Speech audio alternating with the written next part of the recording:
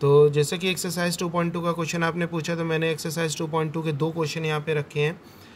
यहाँ पे question number 1 में है कि जीरोज़ बताना है क्वाड्रेटिक पॉलिनोमियल का और वेरीफाई करना है relation between zeros and coefficient. तो जैसा कि क्वाड्रेटिक पॉलिनोमियल क्या होती है, जिसकी डिग्री 2 होती है, ठीक है। और जीरोज़ का क्या मतलब होता है, क्वाड्रेटिक पॉलिनोमियल जिस अननोन के टर्म में है वो अननोन की एक ऐसी वैल्यू पुट करो जिससे वो पूरा पॉलिनोमियल ज़ीरो हो जाए, ठीक है ना। तो वो जिस वैल्यू पे ज़ीरो होगा वो हमारा ज़ीरोज़ कहलाएगा। आराम से समझो, मैंने कहा वो क्वाड्रेटिक पॉलिनोमियल अगर in the term of T है तो टी की ऐसी वैल्यू जिस पे वो पूरा क्वाड्रेटिक पॉलिनोमियल ज़ीरो हो जाए। तो मैंने तुम्हें ये भी बताया था कि अगर लीनियर पॉलिनोमियल होता है तो लीनियर की हाईएस्ट पावर 1 होती है, इसलिए उसका सिर्फ एक ज़ीरोज़ होगा, मतलब सिर्फ एक ही ऐसी वैल्यू होगी जिस पे वो पॉलिनोमियल ज़ीरो करेगा। अगर क्वाड्रेटिक है तो उसकी हाईएस्ट पावर 2 है, इसलिए उसके 2 ज़ीरोज़ होंगे, मतलब 2 ऐसी वैल्यूज़ होंगी जो उस सिंगल एक क्वाड्रेटिक को ज़ीरो करेगा। क्यूबिक है तो उसकी हाईएस्ट पावर 3 होती है, इसलिए उसके 3 ज़ीरोज़ होंगे, राइट। तो इसीलिए मैंने बताया था तुम्हें उन ज़ीरोज़ को अल्फ़ा बीटा गामा से रिप्रेजेंट करते हैं। अल्फ़ा और बीटा और गामा ये बेटा हमारे ग्रीक के अल्फ़ाबेट्स हैं। जैसे हम लोग के इंडियन सिस्टम में अल्फ़ाबेट ABCD यूज़ होता है, उसी तरह से ग्रीक में अल्फ़ा बीटा गामा यूज़ होता है। अब NCERT book, other reference book ने हम लोग के ये सिंबल्स को ले लिया, राइट। ABC हमारे वेरिएबल के तौर पे यूज़ किए जाने लगे और अल्फ़ा बीटा गामा हमारे नंबर ऑफ जीरोज़ के लिए यूज़ होने लगे, ठीक है। तो कंफ्यूज होने की कोई ज़रूरत नहीं। जैसे कि पहला क्वेश्चन है हमारे पास 4s² माइनस 4s प्लस 1। अब देखो ये क्वाड्रेटिक पॉलिनोमियल है, राइट। मैंने कहा था क्वाड्रेटिक पॉलिनोमियल को सॉल्व करने के 3 मेथड होते हैं हमारे पास। पहला मेथड है फैक्टराइजेशन मेथड। कौन सा मेथड? फैक्टराइजेशन, ठीक है। सेकेंड मेथड है हमारा कंप्लीटिंग स्क्वायर मेथड, और थर्ड है हमारा श्रीधरा आचार्य मेथड, राइट। और इसमें हम लोग पॉलिनोमियल चैप्टर में सिर्फ पढ़ेंगे फैक्टराइजेशन मेथड के बारे में। कंप्लीटिंग और श्रीधराचार्य मेथड हम पढ़ेंगे जब हम क्वाड्रेटिक चैप्टर पढ़ेंगे 10th क्लास का, क्वाड्रेटिक इक्वेशन नाम से, तब, राइट। तो अभी इन दोनों को हम लोग यहीं छोड़ते हैं, फैक्टराइजेशन पे ध्यान देते हैं। तो किसी भी क्वाड्रेटिक पॉलिनोमियल के हमें ज़ीरोज़ निकालना होगा तो हम पहले उस क्वाड्रेटिक पॉलिनोमियल को लिखेंगे 4s² minus 4s plus 1, right. फिर मैंने बताया था क्वाड्रेटिक की खासियत क्या होती है, हाईएस्ट पावर 2 होना। तो जो 2 वाला टर्म है वो वाला एज इट इज़ कॉपी करेंगे, और जो कांस्टेंट है यानी कि जहाँ पे नंबर है उसको कॉपी करेंगे, राइट। ठीक, ऑर्डर में देख लेना, सबसे पहले ऑर्डर होना चाहिए सबसे बड़ी पावर, फिर उससे छोटी, फिर ख़त्म, राइट। मैंने बताया कि जो सबसे बड़ी पावर है उसको लिखेंगे, और जो कांस्टेंट है यानी कांस्टेंट मतलब जिसके साथ वेरिएबल नहीं है उसको लिखेंगे, राइट। फिर उन्हीं दोनों जिनको नीचे कॉपी किया है उन दोनों को मल्टीप्लाई करके रफ में लिख लेना। ये रफ कॉलम हमने बना लिया। 4s² होगा कि नहीं, ठीक है। प्लस प्लस प्लस, तो प्लस का 4s²। अब माइंड में 2 नंबर ऐसे सोचो जिनको मल्टीप्लाई करके ये 4 आए, ऐड या सब्ट्रैक्ट करके ये मिडिल वाला 4 आए। तो बताओ ऐसे कौन से 2 नंबर होते हैं जिनको मल्टीप्लाई करके +4 आए और जोड़ या घटा के ऐड या सब्ट्रैक्ट करके ये वाला 4 आए। तो 2 2 ज़ा 4 होता है और 2 + 2 4 होता है, राइट। तो हम यहाँ के क्या लिखेंगे, 2 और 2, जो 2 नंबर हमने सोचे, राइट। अब बीच वाले नंबर जिसको हमने नहीं नोट किया था उसी का काम है सारा। इसके साथ वेरिएबल कौन है, s, तो हम इन दोनों के साथ s को लिख देंगे, राइट। अब इस वाले के साइन क्या है, माइनस, तो इन दोनों में जो बड़ा होगा उसको माइनस देंगे, जबकि दोनों नंबर सेम है तो दोनों को माइनस देंगे, राइट। आई बात समझ में। अब स्टार्टिंग के 2 में और एंड के 2 में हम कॉमन लेंगे। जैसे स्टार्टिंग के 2 में क्या कॉमन है, 2 कॉमन है और s कॉमन है। यहाँ से क्या बचेगा, s माइनस, सॉरी यहाँ से क्या बचेगा, 2s, अरे 2 2 है ना, और एक s कैंसिल हो जाएगा तो 2s माइनस 1। और फिर इन दोनों एंडिंग के 2 में तो एक कॉमन लेंगे। देखो पहला साइन जो होता है वो कॉमन लेते हैं, और इन दोनों में कुछ भी कॉमन नहीं है तो इसका मतलब 1 कॉमन है। जब कुछ कॉमन नहीं होता तो 1 कॉमन लेते हैं। अगर माइनस कॉमन लेंगे तो इन दोनों के साइन चेंज हो जाएंगे, और प्लस कॉमन लेंगे तो कोई साइन चेंज नहीं होगा। तो कौन सा कॉमन लेंगे, जो पहले लिखा होगा। पहले कौन सा साइन है, माइनस, राइट। जैसे इन दोनों में कॉमन ले रहे थे तो पहले कौन था, प्लस, ठीक है ना। तो स्टार्टिंग के 2 और एंड के 2 में हमेशा कॉमन लेते हैं, ये रूल है। तो माइनस कॉमन लिया तो इन दोनों के साइन बारी बारी बदलेंगे। जैसे ये माइनस है तो यहाँ प्लस का 2s लिखेंगे, क्योंकि 1 कॉमन लिया है तो कोई चेंज होगा नहीं, प्लस है तो -1 हो जाएगा, राइट। क्वाड्रेटिक पॉलिनोमियल को सॉल्व करने का एक वेरिफिकेशन ये है, जब आप ये लास्ट में पहुँचोगे तो ये दोनों ब्रैकेट आपके सेम होंगे। अगर ये सेम है तो समझ लेना आप सही कर रहे हो। फिर इन दोनों को कॉमन ले लेंगे, 2s माइनस 1, और इधर से क्या बचेगा, इधर से बचेगा देखो 2s, क्योंकि 2s माइनस 1 कॉमन लिया दोनों में, तो इधर से 2s बचेगा, ये 2s माइनस 1 कैंसिल हो जाएगा। इधर से क्या बचेगा, सिर्फ माइनस का 1, क्योंकि 2s माइनस 1 कैंसिल हो गया। कॉमन का मतलब जानते हो ना, हर टर्म में जिससे आपने कॉमन लिया उसको हर टर्म से डिवाइड करो। इस टर्म को 2s माइनस 1 से डिवाइड करोगे तो 2s बचेगा, इस वाले टर्म को 2s माइनस 1 से डिवाइड करोगे तो फिर -1 बचेगा, राइट। अब क्या करेंगे, फिर मैंने बताया था जीरोज़ ऑफ अ पॉलिनोमियल निकालने के लिए उसको 0 के बराबर कर दो, वो जो भी तुमने फैक्टर करा है। जैसे 2s माइनस 1 है तो इसको 0 के बराबर कर देंगे, तो 2s is equal to 1, s is equal to 1/2। Second वाला ब्रैकेट जो है हमारा उसको 0 के बराबर कर देंगे, ठीक है ना। आफ्टर फैक्टराइजेशन आखिरी के जो 2 ब्रैकेट बनेंगे उनको 0 के बराबर कर देंगे, राइट। ये हो जाएगा 2s इज इक्वल टू 1 यानी s इज इक्वल टू 1/2। तो ये जो हमारे पास आया ये 2 जीरोज़ हो गए, समझ में आया। एक जीरोज़ कितना है 1/2, दूसरा जीरो भी 1/2, तो इक्वल जीरोज़ आ गए, कोई फ़र्क नहीं पड़ता है, 2 जीरोज़ निकले हैं ये बस है।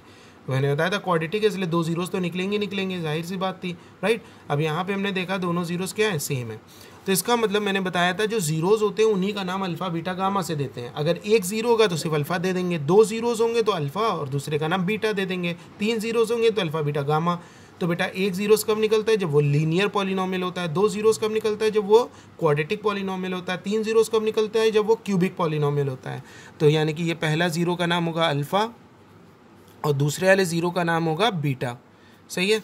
तो अब हमने कहा कि जीरोस, पहला क्वेश्चन पढ़ो क्या लिखा था, find the zeros of the quadratic polynomial. फिर पॉलिनोमियल के जीरोस तो निकाल लिया, अब कह रहा है वेरीफाई करो relation between zeros and coefficient. तो बेटा मैंने आपको बताया था जीरोज एंड कोफिशिएंट का रिलेशन क्या था, sum of zeros minus B upon A, ठीक है ना।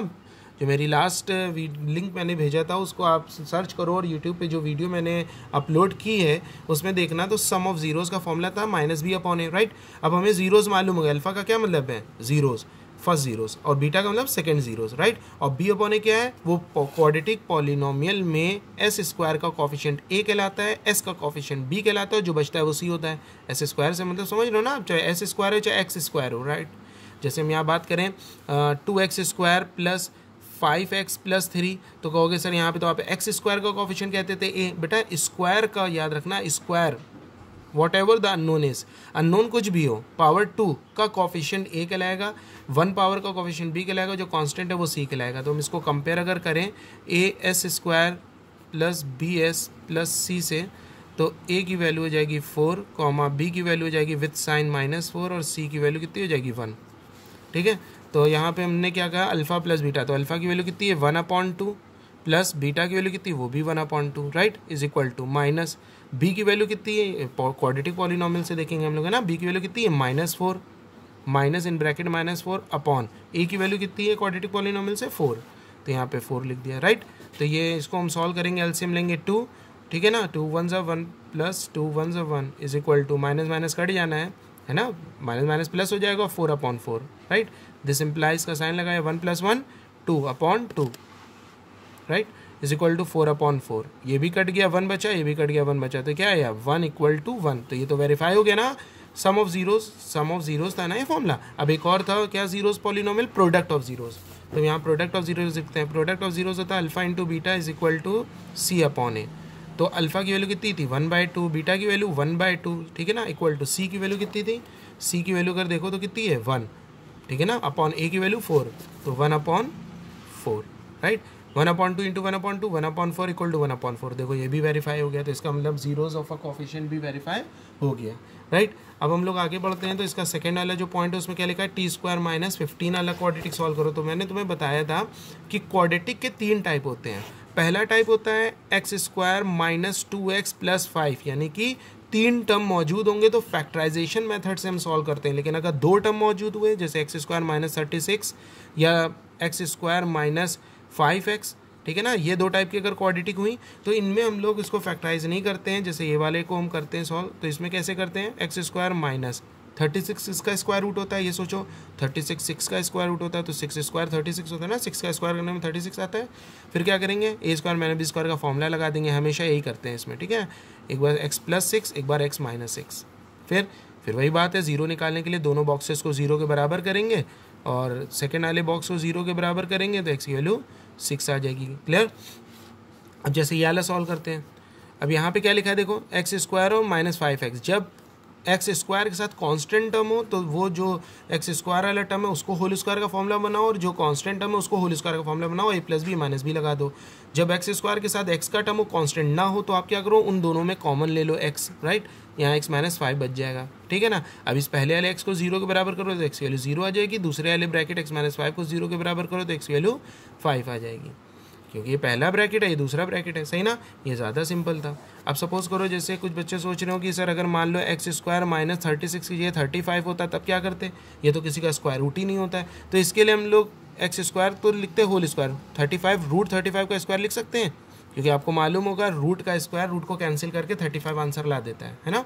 तो हम जब नहीं स्क्वायर रूट मालूम होगा कि वो नंबर किसका स्क्वायर है तो हम उसके ऊपर रूट लगा के स्क्वायर लगा देंगे, फिर ये क्या हो जाएगा एक्स प्लस रूट 35 और एक्स माइनस रूट 35, सही।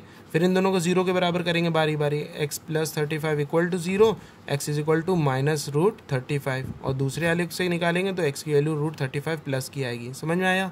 तो ये हमारे थे टर्म जिसको हम लोग को सॉल्व करना था। तो ये वाला मेरे ख्याल से टी स्क्वायर माइनस 15 वाला आप आराम से कर लोगे, क्योंकि 15 किसी का स्क्वायर रूट नहीं होता है तो हम अंडर रूट 15 का स्क्वायर लिखेंगे, है ना। फिर उससे 2 जीरोज जो आएंगे तो उसका पहले का नाम अल्फ़ा दूसरे का नाम बीटा रख देंगे, और फिर अल्फ़ा प्लस बी वेरीफाई भी करना है तो अल्फ़ा प्लस बीटा की वैल्यू कितनी हो जाएगी, माइनस बी अपॉन ए, राइट। अब बात आएगी यहाँ पे कहोगे सर टी स्क्वायर माइनस 15 में ए बी कैसे निकालेंगे। जैसे टी स्क्वायर माइनस 15 को कंपेयर करके ए बी सी की वैल्यू निकालना होगा तो यहाँ टी के टर्म में तो हम ए टी स्क्वायर लिखेंगे, राइट, प्लस और एक्स टी वाला टर्म ही नहीं है तो हम इसको बी, ठीक है ना, यहाँ पे लिखना 0 इंटू टी, क्योंकि बी वाला टर्म नहीं है ना हमारे पास, यहाँ पे नहीं है, तो हम यहाँ पे इसको इस तरह से हटाते हैं, यहाँ समझाते हैं, साफ पेज पे समझाते हैं ताकि अच्छे से समझ में आए। जैसे यहाँ लिखा टी स्क्वायर माइनस 15, तो इसको जब कंपेयर करके ए बी की वैल्यू निकालेंगे तो हम A T square plus B T plus C, ये फॉर्मूला होता है ना जनरल इक्वेशन ऑफ क्वाड्रेटिक। अब इसको जो कंपेयर करेंगे तो टी का टी ए की वैल्यू 1 हो गई, क्योंकि यहाँ पे पीछे 1 लिखा है। अब यहाँ टी है, यहाँ टी है नहीं, तो बी की वैल्यू 0 हो जाएगी, समझ में आया। जब नहीं होगा तो 0, और सी की वैल्यू माइनस 15। इस तरह से ए बी सी की वैल्यू निकालेंगे और फिर वाले से कंपेयर करेंगे। क्वेश्चन नंबर 2 अगर देखें तो क्या लिखा है, find the quadratic polynomial each with the given number as the sum and product of its zeros. ये जो है अगर लैंग्वेज पढ़ो, यहाँ कह रहा है क्वाड्रेटिक पॉलिनोमियल निकालो, क्या होगा अगर ये दोनों ईच, ये दोनों क्या है, सम है और प्रोडक्ट है जीरोस, जीरोस का सम और प्रोडक्ट है, यानी जीरोस का सम यानी अल्फा प्लस बीटा हमें कितना गिवन है 1/4, सम ऑफ जीरोस है ना 1/4, और दूसरा प्रोडक्ट ऑफ जीरोस है कितना है, प्रोडक्ट ऑफ जीरोस -1। तो हमने तुम्हें डायरेक्ट फॉर्मूला बताया था क्वाड्रेटिक पॉलिनोमियल निकालने का, k times of x square minus sum of zeros, यानी जो दो जीरोस है उनका सम करके यहाँ रख दो into x plus product of zeros, सही। अब यहाँ पे उन्होंने तो हमें ऐड करके दिया है k times of x square, sum of zeros कितना है 1/4 time of x plus product of zeros कितना है इन ब्रैकेट -1, ठीक है। फिर अंदर एलसीएम ले लेंगे हम लोग, k की वैल्यू क्या होगी अभी हम बताते हैं। ये क्या हो जाएगा 4x स्क्वायर माइनस का x माइनस का 1, राइट। डिनोमिनेटर में अगर कांस्टेंट जो बचता है वही k की वैल्यू बनेगी, तो k की वैल्यू क्या होगी 4, तो k की जगह 4 पुट कर देंगे, is equal to 4x square minus x minus 1 upon 4, 4 cut जाएगा, है ना। कैंसिल करने ही के लिए हम लोग k की वही वैल्यू रखते हैं जो डिनोमिनेटर में नंबर होता है, अगर डिनोमिनेटर में 1 है तो k की वैल्यू 1 हो जाएगी, समझ में आया। तो ये हमारे पास क्या हो गया, क्वाड्रेटिक पॉलिनोमियल बन गया, ठीक है। तो ये ध्यान देना, सम ऑफ जीरोस और प्रोडक्ट ऑफ जीरोस गिवन है कि अलग अलग जीरोस गिवन है।